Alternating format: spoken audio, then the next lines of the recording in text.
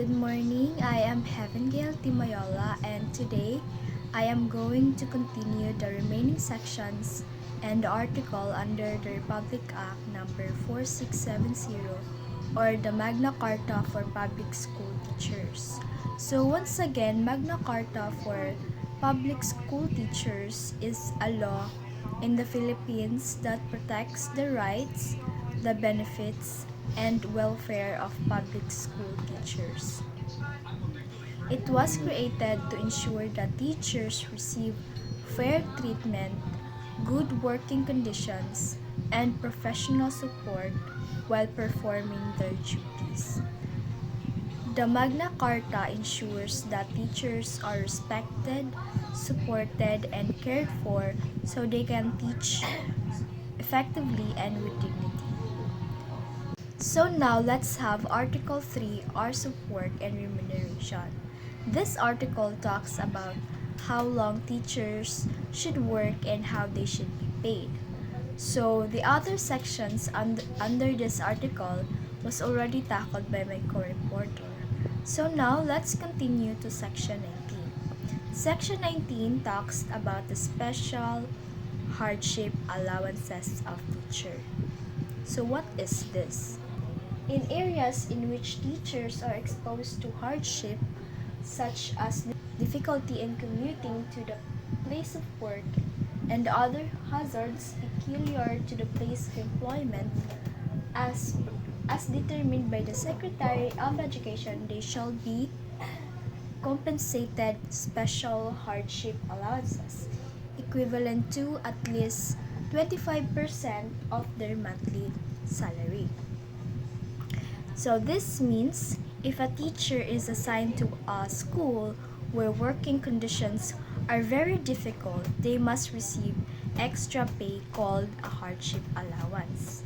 What are the types of hardship that could be considered for the teacher to receive the special hardship allowance? So first example situation is difficult travel. So when the school is far, it requires crossing rivers Bakaha, mountains, or long walking hours. This could be considered hardship for teachers, so they may receive a special hardship allowance. Next example is danger or risk. When the school is in a conflict area, remote area, rural area with threats or frequent natural hazards, this could be considered as hardship for teachers.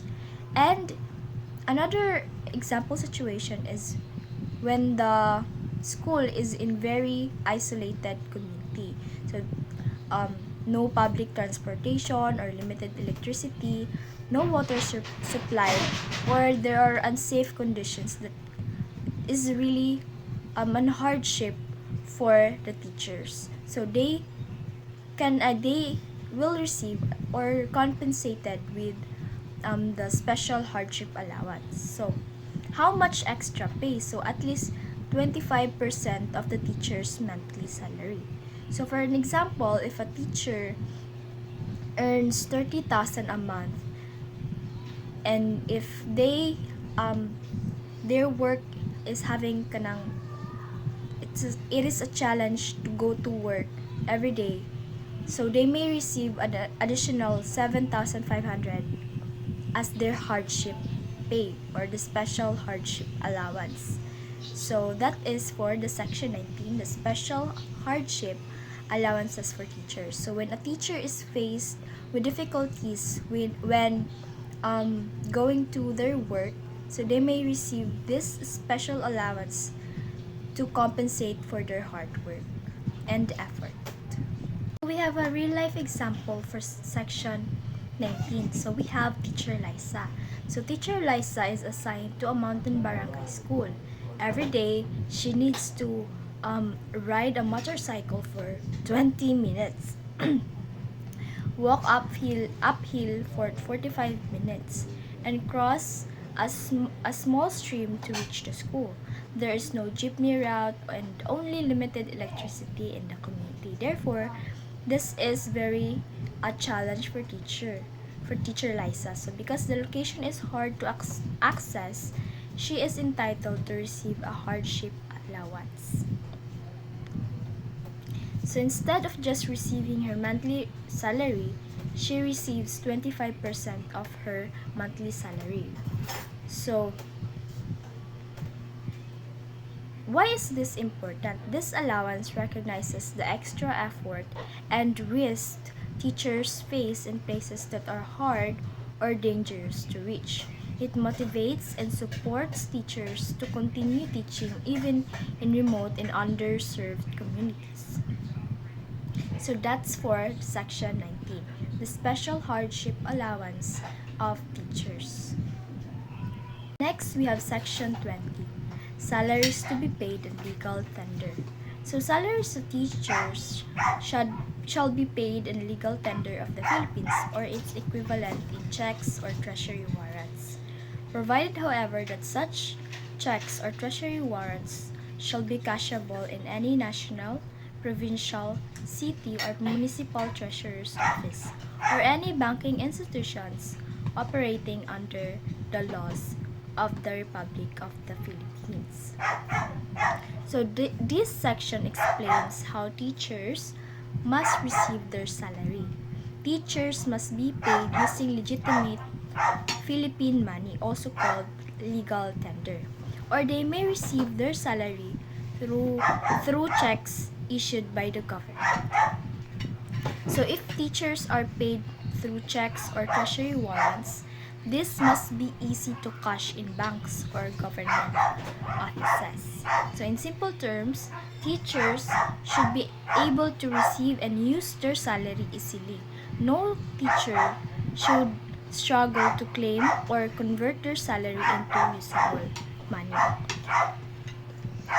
Why is this necessary? So that this protects teachers from being paid in vouchers, promissory notes, or delayed salary claims, having to travel far just to cash their salary, or receiving payment that they cannot use immediately.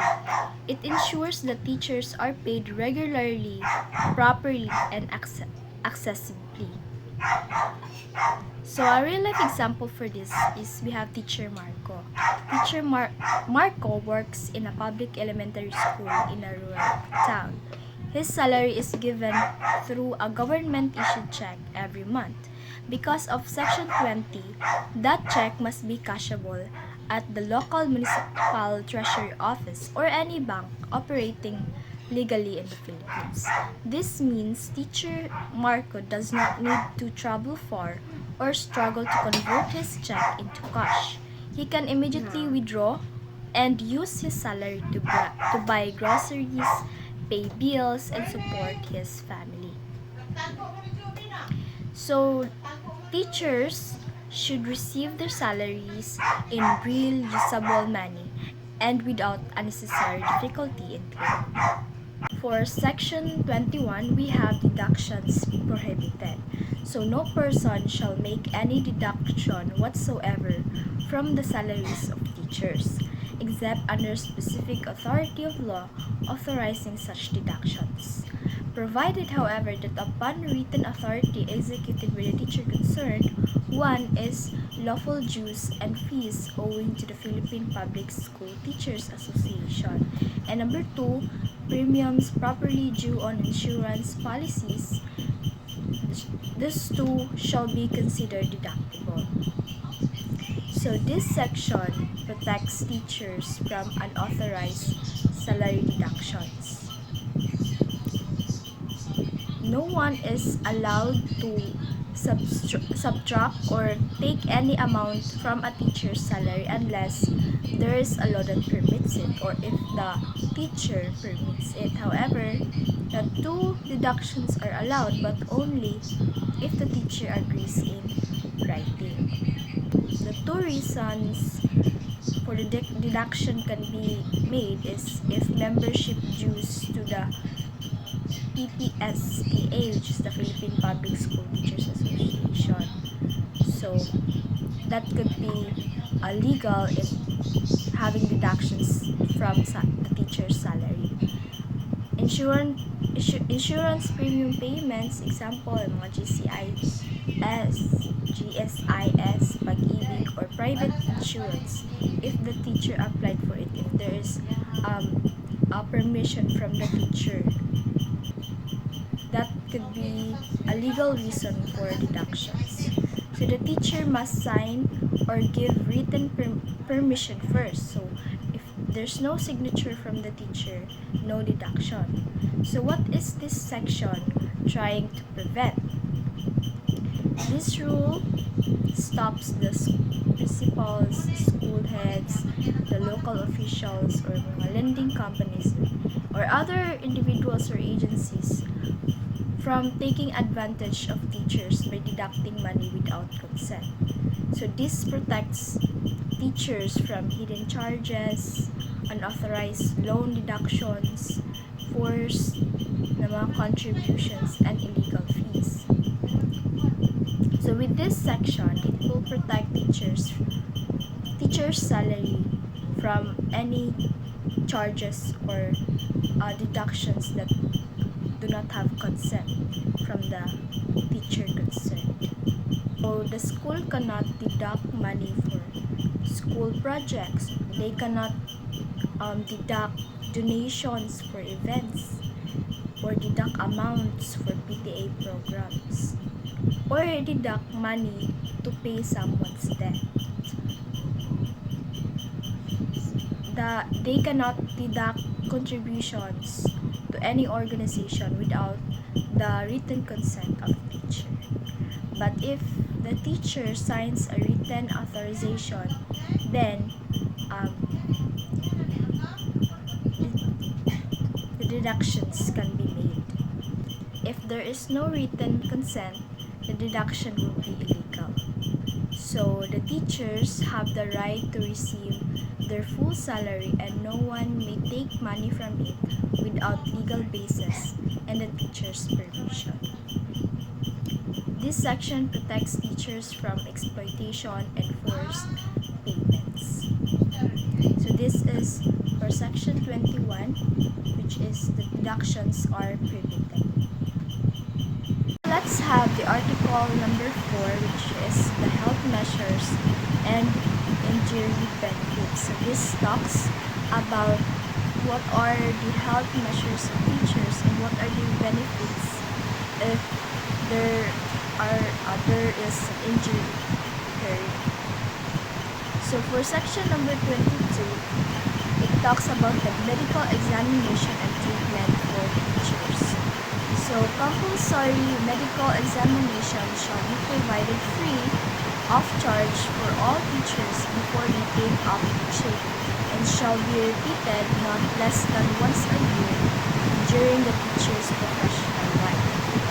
Where medical examinations show that medical treatment and or hospitalization is necessary, same shall be provided free by the government entity paying the salary of the teachers. In regions where there is scarcity of medical facilities, teachers may obtain elsewhere the necessary medical care with the right to be reimbursed for their traveling expenses by the government entity considered in the first paragraph of this section.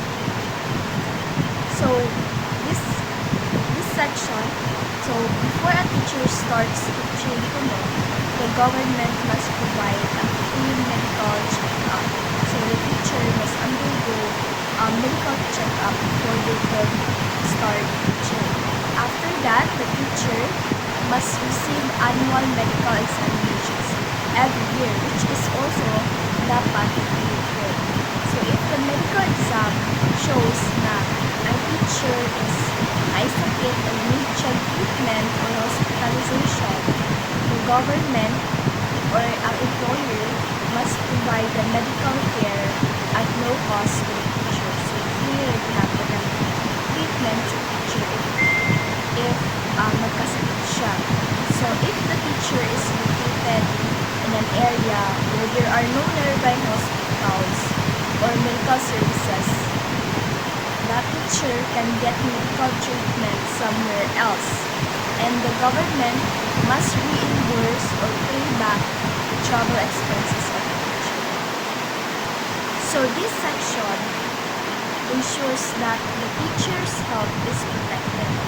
Medical care should not financially burden the teacher, and the government recognizes that teachers are often exposed to physical and mental stress. So regular health monitoring is necessary and important for all teachers. So it is both a health protection and a financial protection.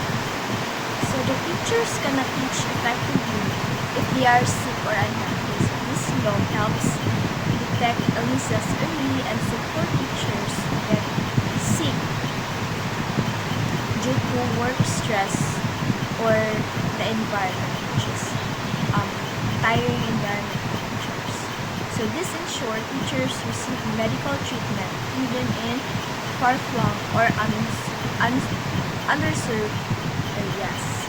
So in this section, there will be free medical exams for teachers before employment and every year, and also free treatment or hospitalization when medical exam shows that it is needed. So, and if the teacher is stationed in a remote area without medical facilities, there should be a reimbursement of travel.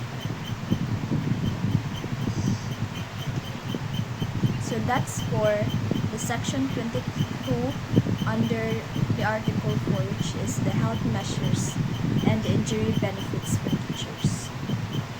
Now for section 23, this is the last section under the article 4, which is the health measures and injury benefits for teachers. We have compensation for injuries. So teachers shall be protected against the consequences of employment injuries in accordance with existing laws. So the effects of the physical and nervous strain on the teacher's health shall be recognized as a compensable occupational disease in accordance with existing laws. So this section states that if a teacher gets injured because of work, the government must provide benefits or compensation. It could be financial support, medical care, sick leave, or other things. So if a teacher's health suffers because of stress from teaching, which includes the physical, emotional, or mental strain, this must also be recognized as a work-related illness.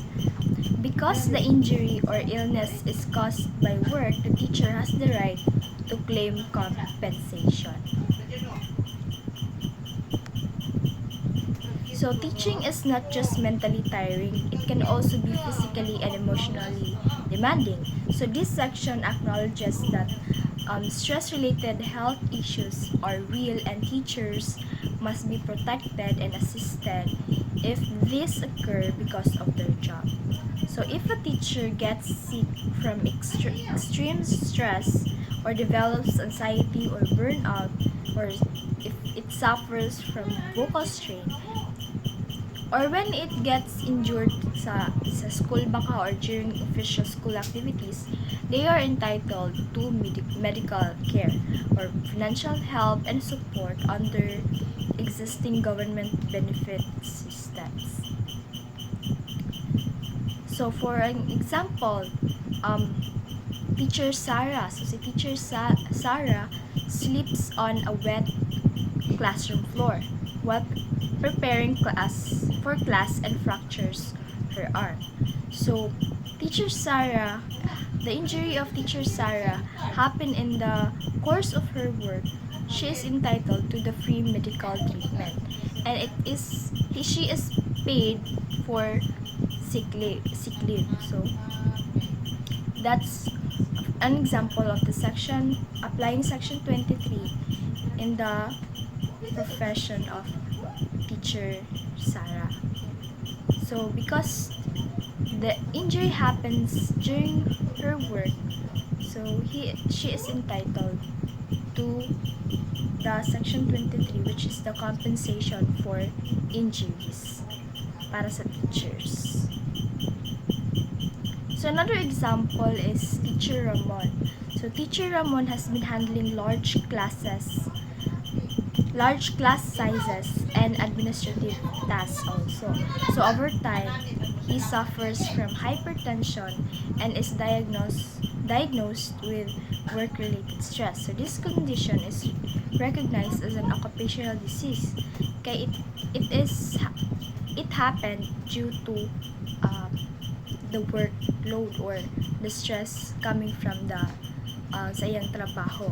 So he may receive medical care benefits, temporary disability leave, or impossible financial assistance. This is covered and compensable because the law acknowledges mental and emotional strain as valid work-related effects or illness.